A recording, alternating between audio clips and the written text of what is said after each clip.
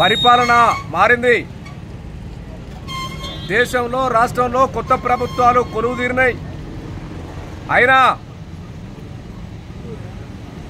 మధ్యాహ్న భోజన కార్మికుల పరిస్థితులు మాత్రం మారేటువంటి పరిస్థితి కనబడతలేదు. గత ప్రభుత్వాలు ఇచ్చిన హామీలు అమలు చేయకపోతే వాళ్ళను అలా పాతాళంలో తొక్కినటువంటి కార్మిక వర్గం ప్రజలు కొత్త ఆశలతో కొత్త కోరికలతో ఇలా నూతన ప్రభుత్వాలకు ఓట్లేసి గెలిపించడం జరిగింది. 6 నెలలు 7 నెలలని టైం పెట్టారు. కానీ ఇప్పటి వరకు మధ్యాహ్న భోజనం ఇప్పుడు స్కూలు ప్రారంభం అవుతూ ఉన్నాయి. రాష్ట్ర వ్యాప్తంగా విద్యాశాఖలో సమావేశాలు జనరల్ బాడీలు ప్రభుత్వం ఒక పక్క జరుపుతూ ఉంది. దీనికి ఏఐటీసీ పక్షాన మేము సంతోషాన్ని వ్యక్తం చేస్తూ అదేవిధంగా మధ్యాహ్న భోజన కార్మికులకు సంబంధించిన కూడా సమీక్షలు ఎందుకు జరుపుతలేరని ప్రశ్నిస్తూ ఉన్నాం. మధ్యాహ్న భోజన కార్మికులు ఇప్పటికే చాలని వేతనాలతోటి పెండింగ్ బిల్లులు ఇలా 4 నెలల నుంచి పెండింగ్ బిల్లులు లేవు. కోడిగుడ్లు పెట్టాలంటారు.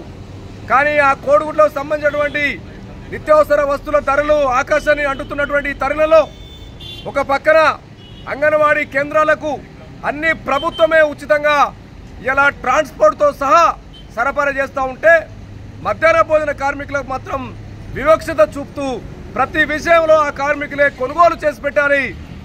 ఆ తర్వాత 2 సంవత్సరాలైనా బిల్లులు ఇచ్చేటువంటి పరిస్థితి గత ప్రభుత్వానికి లేదు. అయినా ఈ ఉన్నటువంటి కొత్తగా వచ్చినటువంటి ప్రభుత్వం కాంగ్రెస్ ప్రభుత్వం రేవంత్ రెడ్డి గారు మరి స్పందించి ఈ విద్యాశాఖలో మధ్యాహ్న భోజన కార్మికులు ఎవరైతే ఎన్ని వేల మంది పనిచేస్తున్నారో వాళ్ళనందరినీ సమీక్ష జరుపుకొని మరి వాళ్లకు మరి పనికి తగ్గ ఫలితం ఇచ్చే విధంగా సమాన పనికి సమాన వేతనం సుప్రీంకోర్టు గైడ్లైన్స్ ప్రకారంగా అమలు చేసేటువంటి విధంగా చర్యలు తీసుకోవాలని చెప్పేసి కూడా ఈ సందర్భంగా ఏఐటీసీ పక్షాన రాష్ట్ర ప్రభుత్వాన్ని డిమాండ్ చేస్తూ ఉన్నాం.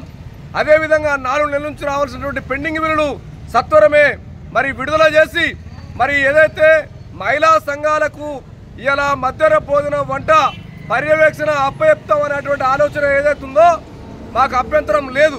కానీ ఇలా మధ్యాహ్న భోజన కార్మికులు ఎవరైతే పనిచేస్తున్నారో వాళ్ళను ఊడబికి మహిళా సంఘాల్లో పెడితే మాత్రము ఏఐటీసీ తీవ్రంగా ప్రతిఘటిస్తుంది, పోరాటం చేస్తుంది.